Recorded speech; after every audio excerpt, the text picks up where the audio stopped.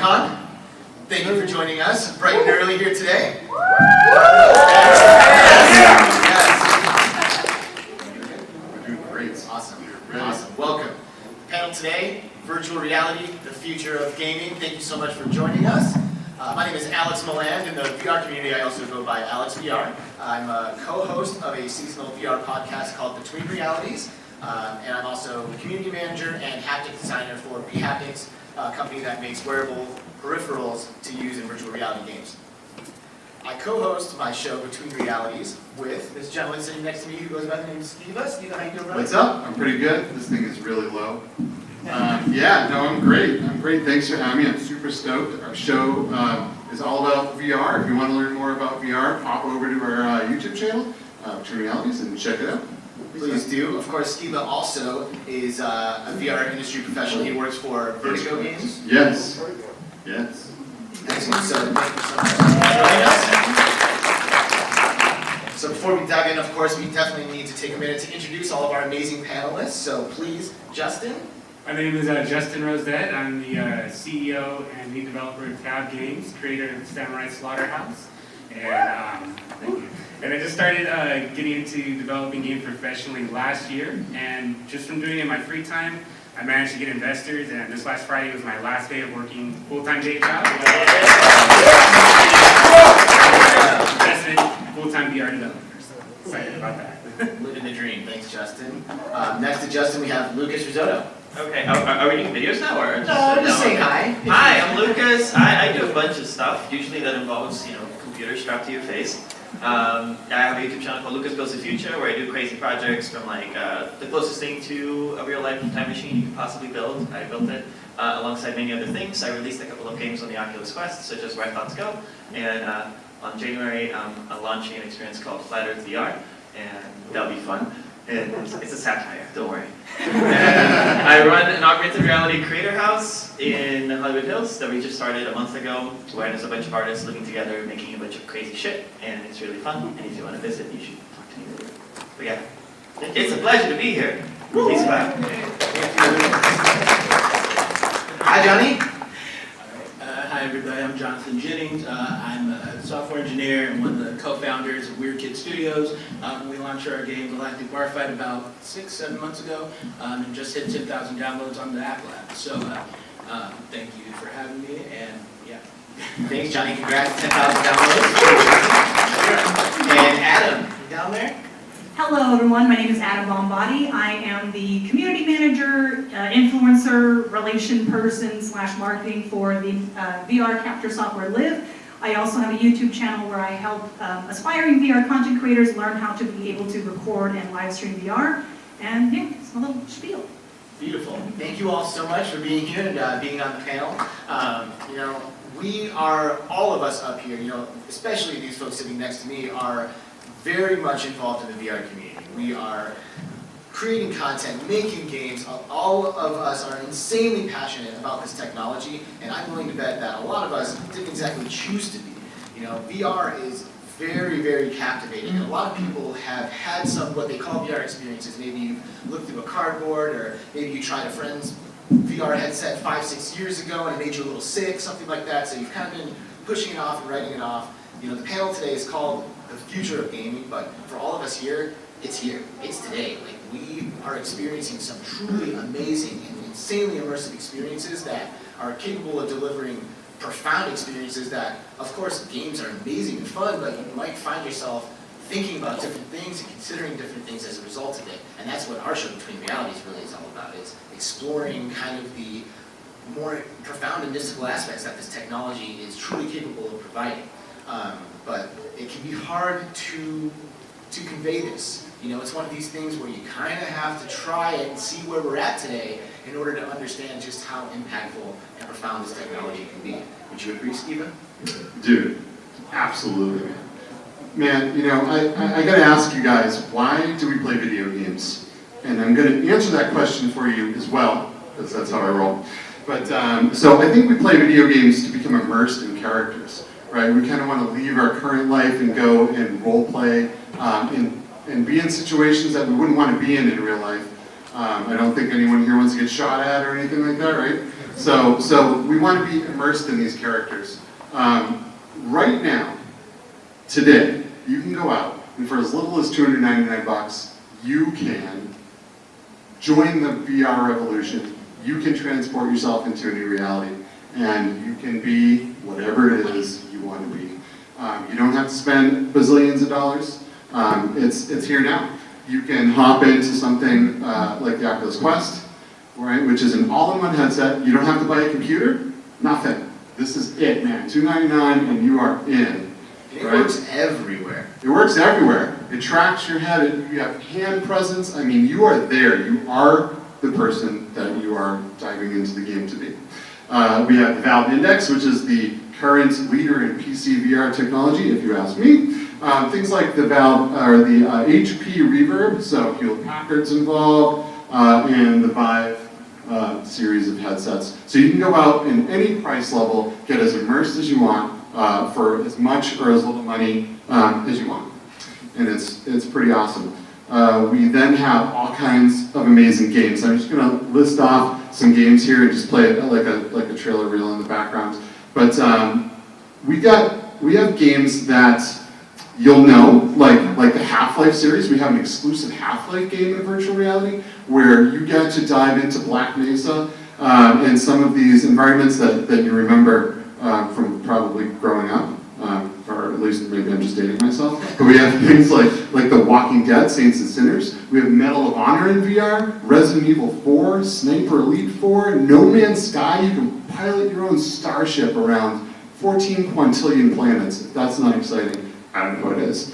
We have Microsoft Flight Simulator, Phasmophobia, Star Wars Squadrons, and we have a whole bunch of games that you might not know the IPs of, but you probably should, like Population 1, After the Fall, Beat Saber, Boneworks, Blade and Sorcery, and we have a whole bunch of really cool games that are coming from titles that you know as well, like Grand Theft Auto is confirmed in development, Splinter Cell, Assassin's Creed, so we got some really awesome stuff. You guys probably also heard the word, the Metaverse, kicking around, right? Do you want to... You have something to say over there?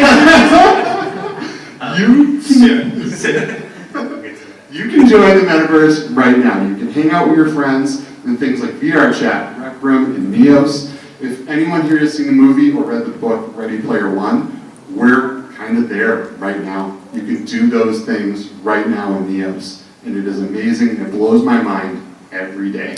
You can hang out with your friends in the Metaverse. You can go from there and go bowling in Forever Bowl, or go play some mini golf and walk about mini golf. But there are all kinds of amazing experiences, and this is available right now. I am serious, you should all leave this Comic-Con panel right now, and you should go buy a headset. So, maybe after this panel, But do it, and then you can hop on Twitter at Skeeva, and you can thank me for changing your life after. And my friend Steve here often uses an expression along the lines of if I go on vacation and I take videos, I take pictures, I take photos, I can bring them home and I can show you pictures all day long. But were you in Honolulu? No. You don't know what it feels like to be in Honolulu. VR experiences, for me anyway, it's like walking up to your television set and stepping through the screen and looking around and being like, oh my God, I'm inside of this thing. It is beyond immersive and it's truly profound, and if you haven't tried VR anytime soon, we're here to tell you that it is at a point where it is worth it. Make sure that you are using proper experiences, these mall kiosks, stuff like that. Avoid that. That is the plague of existence for virtual reality. I'm telling you, it does not do it justice. Oculus Quest, a PC setup, maybe a VR arcade that specialized in giving VR experiences would be a great place to go to kind of dip your toe into the water and see what's going on. So we've talked about a lot of games from some big and well-known IPs, but we actually have developers sitting next to us, right? These are the guys who are making VR experiences, and right next to me is Justin Rosette. How you doing? Good, good. Glad to be here. Super excited to be here, actually. Yeah, so you're making a VR experience. Yeah, I'm making Samurai Slaughterhouse, which is just like it sounds like, and mainly inspired by Samurai Champloo and Afro Samurai, and also just general anime, manga, in just overall. When you're playing it, there's going to be lots of Easter eggs you'll notice. Pretty much if there's any weapon you ever saw in a movie or an anime that you fantasize about using, you're going to be able to use it in here. So basically, your ninja, your samurai fantasies, you're going to be able to live them out in VR, and it's going to feel like you're in a manga because it's in black and white except for the blood. And yeah, it's fun. It's an adventure game. You explore towns, talk to NPCs. I think it's going to lot to enjoy there. Why VR for you, Justin? So VR for me, before VR, I was kind of just playing around in game development, nothing serious. But when I first tried VR, it blew me away. It was like you said, it was like you're stepping into the game, and it's just so amazing. And the great thing about VR now is that now it's getting bigger, but it's still at a point where it's kind of small, and anyone can really get involved and make a difference in it. Like if you want to make video games, you can go out there and you can find the tutorials and the tools. Unity is free, Unreal is free, and anyone can really get involved and make games. And or if you do want to be a content creator, because it's small, like us developers, we're really accessible. You can ask anyone, you know, if they have any questions about their game, they want to try to demo, they just message us, and we all have a good relationship. You know, you make a great point. Like, while we are all very aware, at least from our perspective, that this technology is huge and it's coming and it's going to be very impactful, the VR community as a whole right now is actually quite tight. You know, like, if you enter the space, like we've been lucky enough to enter the space and network amongst each other and get to know everyone, and there's actually a lot of really good vibes in the space right now. It's almost like, you know, before like the huge boom where it blows up, where everyone's kind of there for all the right reasons, and it just feels great. What do you think about that, Lucas? Does that resonate? What specifically? I just want to know what you're thinking about, man. Thinking about the VR space. Yeah, I was, it's, as in the community, yes, sorry. I was also just like thinking of, what was it I was just about to talk about. It is tight-knit on the development side. Places like Reddit and virtual reality is a particular hellhole, which I've been curious on why. Why are like the biggest VR consumers so mean? Twitter's nice though. But they're nice on Twitter. The development community, the creative community, everyone's super nice and very supportive, and it's small because I mean we're all just like if you want to make money, there's better ways than VR right now. So the people who are here are doing this out of passion because otherwise, like it's a you know it's an uphill climb. So healthy community on the creator side. On the internet's a little bit of a hellscape, but I think you know as it dilutes and we have more, I guess, just regular humans who are nicer pour into the industry, I think it's going to change a little bit. That's just Reddit though, right? Yeah, just Reddit. Yeah, like hardcore VR fans tend to be lack a little bit in social skills, a little bit.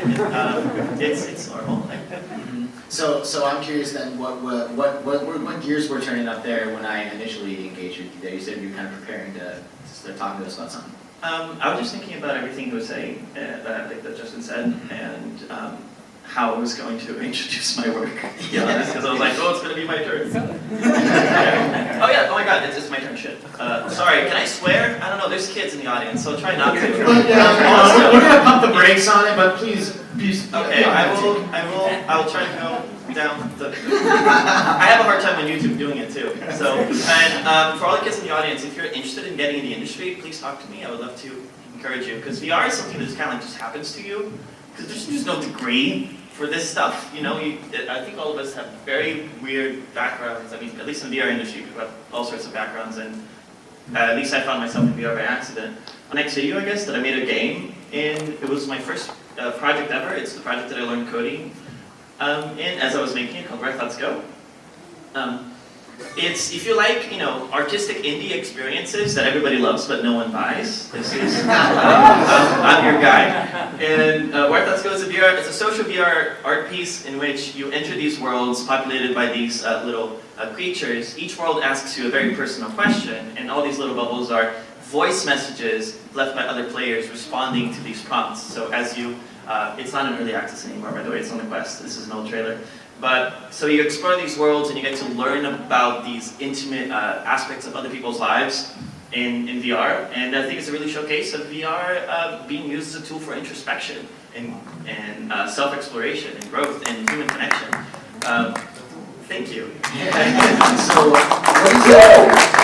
what is it about this being a VR experience that makes it more profound than if it was just a flat screen? Right, so VR is a great platform for focus. And if originally the concept for this was building a phone app, but you're competing with like the world and your notifications and everything, and really just getting people in a space in which they are like fully dedicated to be like, I'm going to open up to a bunch of strangers and I'm going to learn about the lives of others, and I will dedicate my full attention to these people. Not only it's a sign of respect, I think it's like you're allowed to get people in a very particular emotional state in which you can get like a lot of things out of them, right? A lot of people who play this share things to the experience that they don't share to like their closest friends, and I think that's because you just use VR to just like engineer the headspace where being a certain kind of thing is allowed. So a lot of social engineering, but I think it's like in a nice way, right? But yeah, some people don't get it, but most people do. Now, lately, you talked about the AR house. I feel like Yes. AR has kind of been a big focus for you lately. So can we Right. explain the difference between AR and VR? Right, so, man, I've explained this so many times in so many ways, I don't even know which one to choose. But virtual reality, it replaces your entire reality with a virtual world. In augmented reality, you're putting something digital in your physical world. So you can have like a horse dancing on this table, and we can all see it and interact with it. Augmented reality, virtual reality is you are in a horse village, and fully immersed. So I guess that's the main difference. I'm very excited about augmented reality. I think it's going to be a very key and important aspect of all of our lives.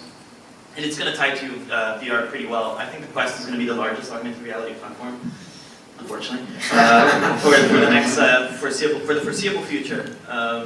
But it's really exciting being able to leverage people's space. I don't want to get too off topic. Lots of opportunities for gaming, and you're allowed to just add digital elements to transform a world that you know, and you can take people on all sorts of rides, everywhere from having aliens bust out through your walls and attack your house, to creating like I'm doing now at your house, like a murder mystery where you have to interview inanimate objects in your house and talk to the toilet and the toaster to find out who killed the laundry machine. Right? So, lots of creative opportunities for storytelling, gaming, all that stuff. I love it. That's fantastic. Thank you so much, Lucas. Yes, it's a pleasure. And hey, Jonny.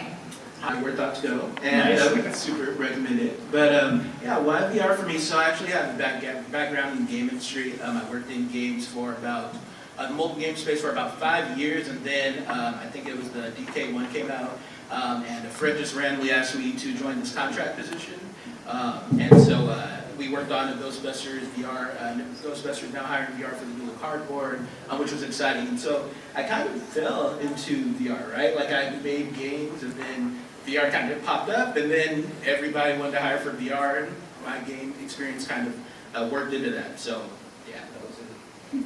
Awesome. So tell us a little bit about what you're working on now, because you're currently working on a VR title, right? Yeah, absolutely. So Galactic Barfight is my baby. I've been working on it for about 2 years. I worked on it for about a year and a half. Then I got into the Oculus Launchpad program, worked on it for 6 months in there.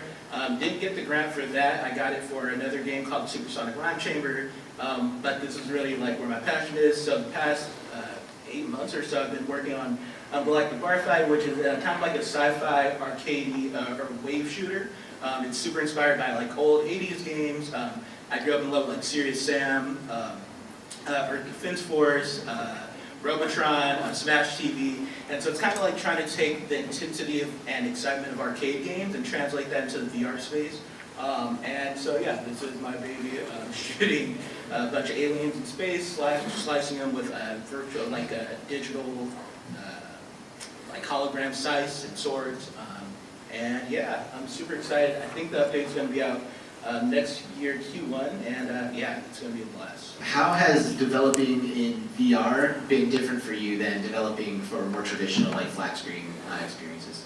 Right, so VR development's a lot more intimate, and I think that's, so you talked about the VR audience, and I think there's this weird point where people have traditional game expectations on VR, and VR is like, to me VR is you're inserting a human into a game, and there's a lot of things that you have to consider when you do that, right? Like, I like to think of, my grandma's never going to play Galactic Barfight, right? She's like, she's getting close to 90 pretty soon. And so, But when I think about galactic bar fight, and I think about things like sword swings, I think about, okay, how hard would I want Grandma to swing the sword if she was going to slice an alien in two? And I was kind of thinking about like just the realities of the human body, their age, their capabilities, accessibility matters in space. So really just considering all those things and really, you know, the way people move their bodies, right? Like being able to dodge things, right? Being able to duck behind cover. And it's really, that's the exciting thing to me. It's really intimate to build for that human experience using traditional game tech and knowledge. I love that. You know, I remember when Half-Life Alyx came out. It's a VR exclusive game, and the Half-Life series, if you're unfamiliar, is legendary for PC gamers like my buddy Skeeva here. You know, this is a game that blew everyone's minds when it came out. So to have the Half-Life title that people have been waiting like a decade or longer for, come out and be a VR exclusive, a lot of people who didn't have access to virtual reality were getting a little salty, maybe looking for ways to access the title without having a VR headset. And I saw someone mod this game to work as a flat screen title. And there are things about a VR game that do not translate in a way that you would imagine. For example, to reload a gun in Half-Life Alyx, you need to hold the gun in your hand, grab a clip from your hip, pull your hand up, push the clip into the bottom, and pull back the thing to trigger, or to chamber the bullet. And the VR mod shows someone using a mouse to pull the gun out in front of them, slide a clip up to the bottom of the thing, you know, like it is designed to be used with human hands. Like the human element is so real in VR experiences, and to Johnny's point, the developers keep that in mind when they're making their experiences. So it really is amazing and profound in ways that sometimes it's hard to see when you're just looking at a video of somebody playing the game. Yeah, I got a lot of questions like why would Samurai Slaughterhouse, why can't it be a regular not VR game? But actually everything about when they swing the sword at you, you have to move the sword in the way to block. When you're attacking them, if you hit their heart, that's an instant kill. So you can't have that precise, you know, action and movement in flat screen. So I think VR, not only just putting you in the game, but also giving you more control. It gives the players control that you're never able to give the player control like that before. So you're able to fully immerse them in the game. And you know, and I was talking about like the videos that I'm talking about are coming from first-person perspectives, right? And it can be hard to deliver that idea that the person's in the game. And that's where 𝐿IV comes in, isn't it, Adam? Absolutely. So I guess my background is a little different from everybody else. Like, I have so much appreciation for, you know, developers and everything you do, because when I see like all these things on Discord, I'm like, tell me this in a way where a normal person would be able to understand. But, so my background actually mostly came from content creation. I didn't always start off streaming VR, kind of probably like most people, I just did normal variety streaming of desktop games. And I had my original Vive when it first came out, but there weren't as many games for it then. And then Half-Life Alyx came out, and I was like, okay, bring this thing out of the box again. And I kind of had that revelation of, holy crap, like I could stream this at the time, and I guess maybe still, there weren't a lot of VR content creators, not a lot of VR streamers. And so eventually, I came across 𝐿IV, which is a VR capture program. And when you watch like a trailer or somebody playing VR, you just get that first-person perspective, and so it can be kind of hard to determine, okay, this looks like it could just be on the desktop. It may not simulate what it actually feels like being in the VR headset very well. So what 𝐿IV tried to do is, either as an avatar or using your actual physical camera, is showcase you inside that VR game, which not only helps kind of sell a little bit better the feeling of being in VR, but also, I know at least for me when I'm playing VR, like my head's all over the place because I'm like, whoa, look at that, or look at that. And so like someone watching it, they're like, oh good God, this is kind of sickening. So it also helps prevent that as well. And so yeah, it's just a fantastic way for either developers to showcase a game in a different way, especially it looks really great on trailers, and for content creators as well too. You always have people stopping by your stream, and you're like, what is going on here? How is this even possible? It's really cool stuff. It's a lot that goes behind it, that's for sure. It It really is, and really recently actually, and I guess probably maybe for the past couple of years, we've started to see Live used on a mainstream level, right? Like we saw Live and Beat Saber featured on Jimmy Fallon, like It was on the 10 Tonight years Show. ago, Yep. which is amazing, So it's obvious that this method of kind of capturing VR experiences, or what it feels like to be VR experiences, certainly does a much more like accurate job of kind of portraying that feeling and giving the viewer maybe an idea of what it might actually feel like to be in that. So when you started VR content creation, was Live around? Were they just getting up and running? Did you transition to it? And did you see like a big difference when you kind of switched the platform over? They were around because as I was doing research on how to be able to live stream and record VR, because I had no idea, this seemed really complicated compared to just your normal desktop streaming. And it was also one of the reasons why I started my YouTube channel, because I'm like, if I can't figure this out, I'm sure other people are having trouble too. But Live was one of the solutions that I found as I was doing, like Googling and stuff. And so eventually I started just using the software more. Eventually I got partnered with them as just like, content creator who uses their software a lot. And eventually when they were hiring for a community manager, basically all of the skills I had learned as a content creator, like social media stuff, really came into play there. And also having familiarity with the program helped a lot.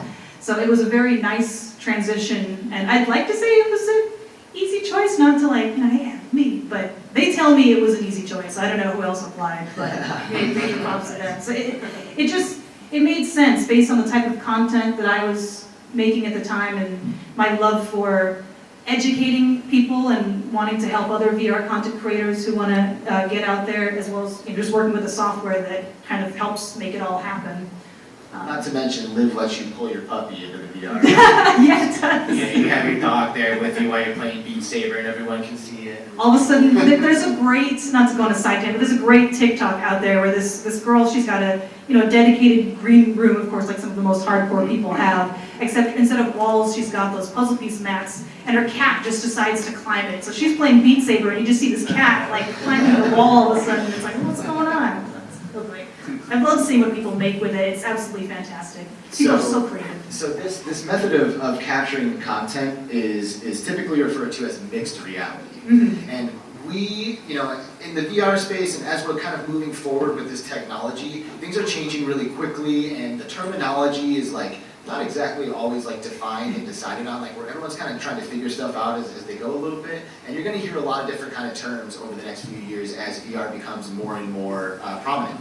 VR, there she is. Hey, Hannah. A hot tub. Had to get on that hot tub train, so good. Well, not really, because it's VR. Like, don't do that. It's dangerous. That's so good. So obviously, virtual reality, right? VR, we've discussed that. We've talked about mixed reality now. It's a way of kind of portraying some of this. AR, right? Augmented reality. You've got virtual things in there as well. And of course, you start to hear terms like the Metaverse and blockchain. XR is a lot of times the term that's kind of used as like a blanket expression. So if you hear XR, a lot of times they're just referring to the VR and AR and MR community. So I know it's a lot of acronyms, but I want you guys to be prepared for these conversations as they start to arise, because VR is up and coming, it's not going anywhere, and we have a feeling this is going to be very prominent for a lot of people really, really soon. So I want to kind of go back a little bit to the Metaverse, right? I think it's a good idea to kind of discuss that, because that seems to be the hot button topic right now. Facebook has, they acquired Oculus, the virtual reality company, when did they do that? Two years ago or something like that? So Facebook, right, owned Oculus and now has recently changed their entire company name to Meta to basically reinforce their commitment to building the Metaverse. And when I said the word Metaverse earlier, I heard Lucas groan. And I really need to hear from him now, because I'm interested as to what your thoughts are on this. It's fine. It's okay. The Metaverse itself is the word. Yeah, it's just, okay, cool. Now we get to make this a little bit more of a fight, I guess. It's like, people have been discussing, like, what do you call this? VR, AR, MR, XR, whatever. And it looks like it's spatial computing. I think it's just going to be the Metaverse. It's fine.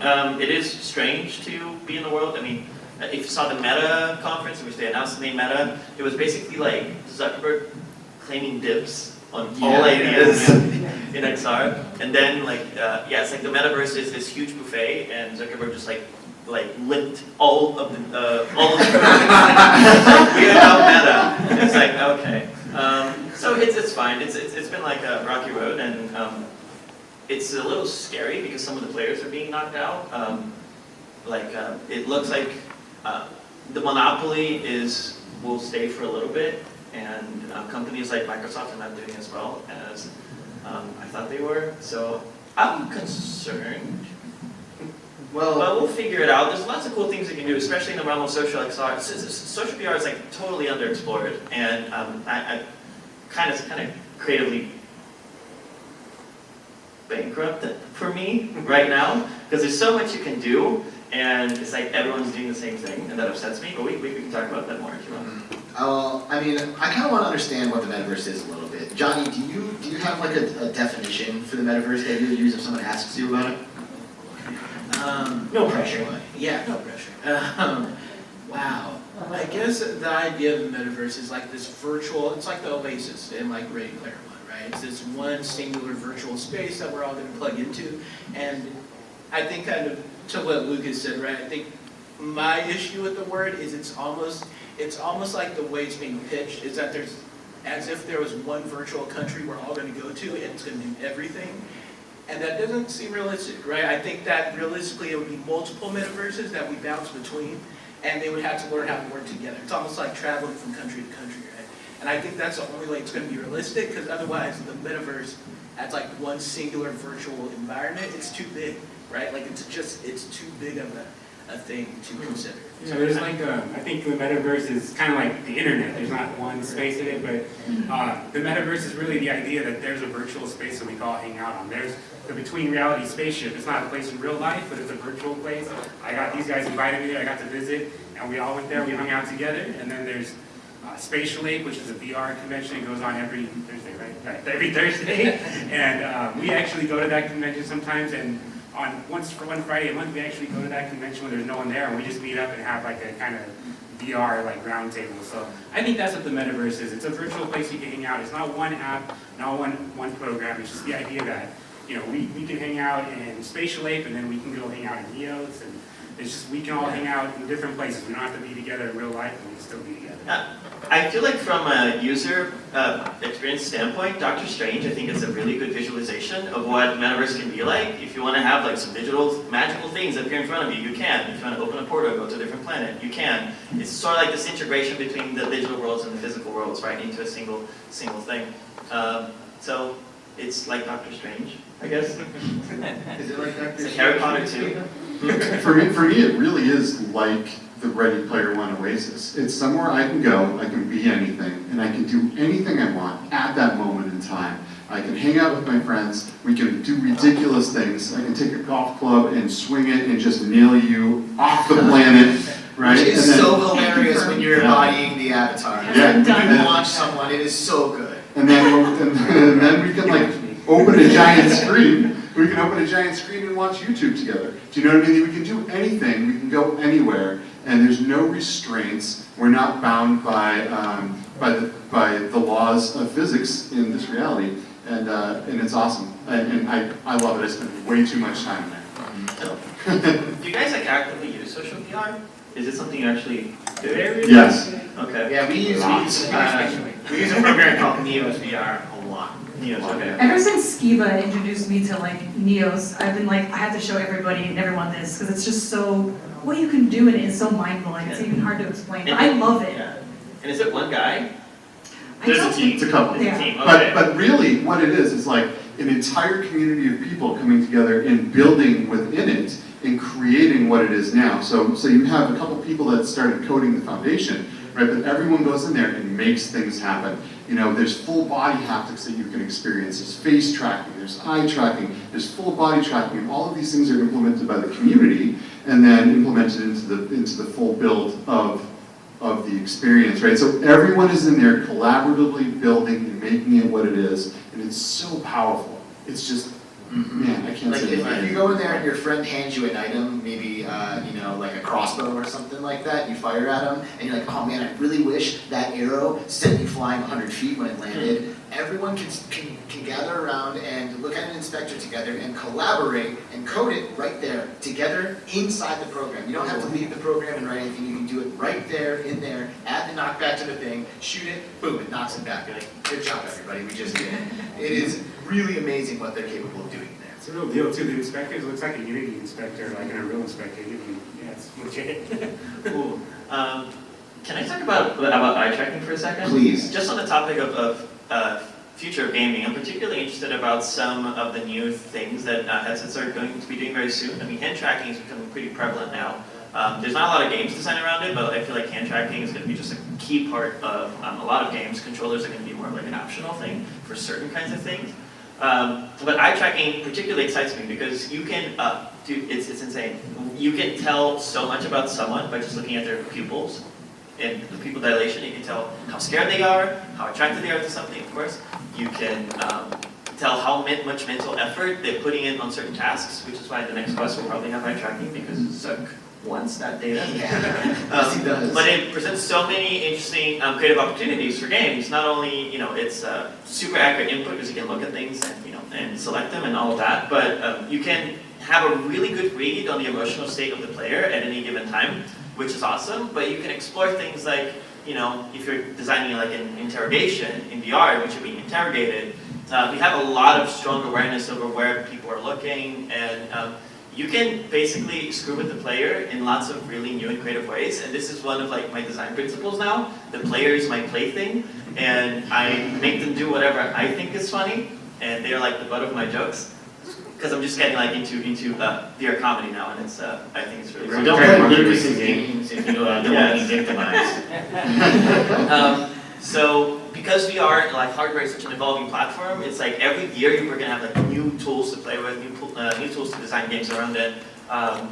Just like on eye tracking, also like some people built a game that is basically it's every time you blink, a couple of years go by, right? That's an exploration of like life going up, life passing you by in the blink of an eye. And yeah, VR, and then we're gonna have brain stuff in a couple of years. So it's impossible to get bored as a designer when literally the whole, like the rules of the game are like completely changing every 2 years. But unfortunately it means that all our stuff is gonna be outdated very fast. You're going to be like, oh, this is trash. It was made 3 years ago. The space is moving pretty fast. Johnny, you were just talking about how your first experience was developed on a cardboard, right? Yeah. And it was even like I've been in like this space for 5 years, right? And I've seen it went from the cardboard and the Go, and then at one point I was working with like the Meta AR, worked with the Magic Leap, right? Thought the Quest sounded insane for a while we were working on the Oculus Go. Then the Quest was announced, and then my boss went to Oculus Connect and said it's real. And I was like, oh my god, wow, they can do a tetherless headset like that.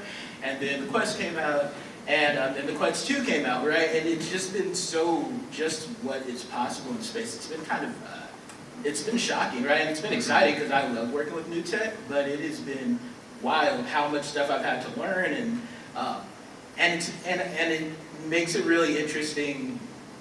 I'm curious how the game industry and other industries are going to embrace it, because I think there's so many lessons you learn as you create this content, kind of like what Lucas is saying, right? Like going back to that topic about intimacy, it really, you can't just throw people in your experience. Like you can't do that with this tech.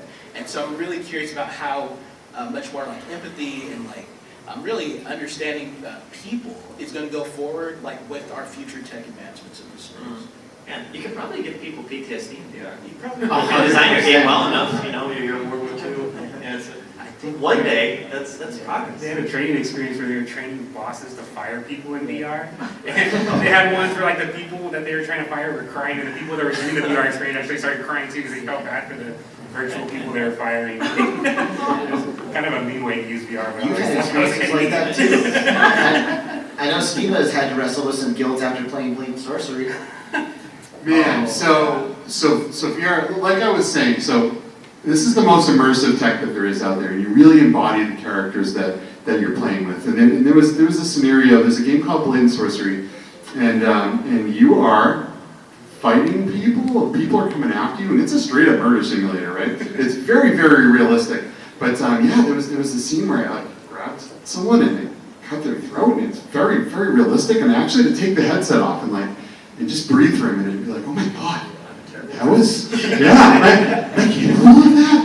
Like wow. But I mean, you can do anything without real world consequences, right? And it is sometimes it makes you think, you know, because it's very, very realistic. But don't let this screw you away. Yeah, but like, Actually, is it putting you in situations in which you find out who you are and how you would act? I think I literally chose the worst possible choice at the end of Walking Dead Saints and Sinners. I think it's a choice that was like not this, like the developers did not design. I just picked it, and I had this crazy reasoning, and I was like, whoa. So it is an amazing platform, of course, wish fulfillment, but self-discovery, right? And yeah, it's something that I'm really interested in. You know, on our podcast, Between Realities, I'm now on YouTube, go subscribe right now. On our podcast, we've recently had the Virginia philosophy, with some professors from the Virginia philosophy labs in a university in Virginia. And they study philosophy, but they are also very much heavy into virtual reality and its applications in philosophical and moral and ethical kind of scenarios. And what they did is they took the classic trolley experiment and plugged that thing right into VR. And if you've never heard of the trolley experiment, it's this idea that you are an innocent bystander in a scenario where you see a train track coming, and there's 5 people tied to the train track, and you can see that this train is barreling towards these 5 people, and it is going to blast and smash all 5 of them. However, you see a lever nearby that derails the train to a track where only 1 person is strapped down. So the moral question becomes, do you do nothing and let the train hit 5 people, or do you take an action, influence what happened, and let it hit 1? And, or vice versa. Or vice versa, right? So you know, it's a moral dilemma, and we can sit here and talk about it all day. You know, I could be like, I would pull it. Yeah, I would, because that's 1 versus 5. Because you have time to think. But you don't have time to think. You're in VR. In you VR, find out who and you are. you are experiencing it, and there's the train, and there's the lever. We find out whether or not you yeah. Or you can push one of the train track operators out of the booth and saving all of the people in the track, but you are physically pushing someone onto the track and killing them. So there's all kinds of weird, crazy things that you can experiment with, right? Well, and really I think what we're getting at is that it's giving us the opportunity to get a glance into our authentic selves in a way that without this technology we would have a hard time getting to. Like if we just sat here and had the conversation, maybe we wouldn't know by the end of it whether or not you actually would pull it. But if we threw everyone into the VR experience, there it is. Did they pull it or not? You know, and it gives us an opportunity to explore some of these really difficult ethical and moral dilemmas that we're being presented with in a safe space for us to kind of try to get an understanding of some of these things. Kind of like Telltale, rest in peace, but on a whole different level. Yeah. Exactly. Adam, how you doing down there? Doing good. I'm like sad now. Well, no, this is good because it's going to help us to understand and hopefully make the decision that maybe would make the most sense as a result of being able to use some of these things, you know? It really is, and like similarly, I had an experience where it was not necessarily VR, but not exactly AR either, but basically you get put into this simulated environment where an operator controls all of the video feed on a screen. So this is mostly meant for like police officers, military, anyone doing training, but you get put in scenarios like, hey, you know, you're at an active shooter scenario, like what would you actually do? And you can yell at the screen and stuff, and the operator will change the scenario based on the actions that you are choosing to do. And when you're in, like you said, you think like, oh yeah, in this situation I would totally do X, Y, Z because that makes sense. But then when you're actually in the environment, you're like, holy crap, there's just so much more that can go wrong. There's so many more factors that you may not have thought of. Like it's insane, and you're absolutely right. VR, like, it's a way to put you in some of these scenarios that you never would otherwise. I mean, you know, knock on wood, hopefully you won't have to make a trolley choice. But Well, and what I want to get to here is, and you know, to kind of bring it full circle now, you know, we're talking about gaming at the end of the day. This panel is VR, the future of gaming. And what's great about games is that they're not so heavy. It's throwing you into these opportunities to make some decisions like that, but they don't have so much like heavy, like vibes on it, you know what I mean? Like it's fun. They're fun environments where you can, whether or not you decide to pull the lever, you know? So it's like being on a roller coaster ride and just like having a blast with all of these decisions and maybe deciding I'm gonna do the weird thing at the end of Walking Dead to see what happens, you know what I mean? Like you can play around with it and By that game, by the way. so good, yeah. The Walking Dead, I mean, it's a well-known IP made by an amazing developer, and it is definitely one of the best VR experiences out there. I think we should probably start to kind of wrap this up, and maybe we can get some closing remarks from everybody. Do you want to go ahead and start us off, Skeeva? Man, well, you know, I just want to kind of go back to what I said earlier when we started this thing. I think every one of you should leave here after this and go buy a headset. I'm so serious. $299, and you can be in virtual reality, and I swear you'll be thanking me on Twitter later. And we will go in there with you, by the way. Yeah. This space is small. We will become friends if you go and get a headset. Good. Come and join us. Or buy it for someone you live with and say it's a gift for them. There you go. Christmas is coming up. Change someone's $200 one life. right now. It's on sale. At, what was it, Walmart or Target for only $200? You want the $199 at. $199? It's cheap, all right? It's cheap. Do it. That's the thing. Justin, what do you got? Alright, so yeah, just want to say thanks everyone for coming out, especially everyone in the Twitter VR family. We got, is that Thrill back there? Oh, We got hey, Thrill and got Fia, hey Thrill, guys, yeah, we love Scary you. Nerd. I know VR with Jasmine said she was going to be here. Oh, she's there in the What's up, back. baby? E-minus. We definitely have a lot of our VR fans. Yeah, so I was going to say thanks everyone for coming out. Thank you guys for driving out so far to moderate it. Anytime. And then, of course, keep an eye out for Samurai Slaughterhouse coming out summer of next year, PC VR and Quest 2, and then PSVR 2 whenever that comes out. I don't have special info. Everyone thinks December of next year, but no one knows. Everyone keeps asking. Dude, thank you so much, man. Thanks for having us. This guy put this thing together, by the way. Let's give it up for Justin. Lucas, what do you have? You can design the senses of people. What they see, what they hear, and who they are. You can make them be, like, of course, you can make them be like a badass action hero, but you can make them be an eggplant. Like, you can get them on all fours and tell them, you're a baby. Get on all fours and play my game. You have so much creative potential, like, when it comes to this stuff, and we only like explore like the thinnest top layer of it. So I'd say, like, closing remarks, it's like the future of gaming is like games that really challenge their audiences, either like philosophically or through new kinds of input mechanics like eye tracking, head tracking, but also by just like playing with them and treating like the audience as your toy. I think it's fun. I like to think of it as like in Rick and Morty, but from the perspective of Morty. Yeah, the audience is Morty to me. So there's a lot of creative potential, and if you like, just play if you guys are making this stuff, and look for weird stuff like this, because it is hard to find, but it is there. If you go on SideQuest, there's a bunch of really weird prototypes that people are making that explore some of these wilder ideas, and I'm sure you're going to walk out super inspired. This space is awesome. These people are awesome. I'm really glad I'm here. You should look at my YouTube channel, Lucas Builds the Future, and feel free to talk to me afterwards. I'm really thankful to be here. Thank you all guys for sticking through this. Lucas literally made like the best YouTube video I've ever seen in my life. Seriously, go watch it. It is super, super good. Thank you very much, Lucas, you man. John, too, we have posters and flyers back there, so for you guys to have yeah. stop by it too. Grab all of this stuff. Johnny, what do you have for us in closing remarks? Yeah, first of all, thank you all for coming. I appreciate all of you for showing up. Definitely love the VR community. I'd shout out my other two co-founders, Victor Villalobos and Travis Vanesson, because couldn't make the game without them, and really appreciate them. And Galactic Barfight, we're targeting the update for Q1 2022. You can download it now. The prototype is okay. It exists, right? I'm super excited for what we're going to release next year. And thank you all. I'm super happy to be on this panel with all these people I respect. And thank you all. Thanks so much, Johnny. What an amazing title, Galactic Barfight. It's pretty good. It's so cool. Yeah, when you said like grandma slicing aliens, I was like, I'm so glad.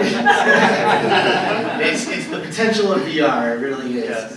Adam Bombatt. Yeah, so I guess despite some of the interesting changes and things that we're seeing in VR lately, I know there's different sides of the coin. I would like to say that my perspective is mostly positive still. I think that there's room for definitely more competitors still in the space.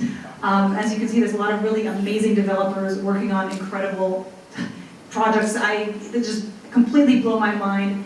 And, you know, from the content creator's perspective, like, definitely consider maybe making content around VR, whether that's gonna be YouTube videos, VR streams, showcase these guys' cool stuff, because that's how it's gonna help spread more. And if you do need help getting this stuff set up, it may not be as intimidating as it seems. You can always reach out to me at Bombatt, either on Twitter or YouTube. And I'm really excited for what the future's gonna bring. I'm genuinely, well, on the most side, positive, you know, despite some of the weird stuff we've seen lately. But I think we're gonna be a good. It's still an amazing. I'm gonna say it's an amazing space to be in. The best. Definitely. Get in The now, best. while it's still Yeah. growing. Like this is like kind of like, I don't know, Fortnite early beta. You know, Right. get into Wow. this now. If you want to, you know, be a content creator and you actually genuinely love VR, like obviously don't want to do it just because, oh, it's the thing's coming up, then I would say now is the perfect time to jump in. I would agree with that 100%. Thanks again to all the panels today. Thank you all for joining us for this panel today. Again, my name is 𝐂𝐻𝐍𝐍𝐄𝐒. Our podcast is called Between Realities. We have conversations just like this one every single week. So please come and join us. Get a headset. Come jump in the conversations. We'd love to have you. Thank you so much for your time, everyone. Enjoy the rest of the Comic-Con. We're going to be out and about. Feel free to come and hang and talk if you'd like to. Have a wonderful weekend, everyone. Thank you so much.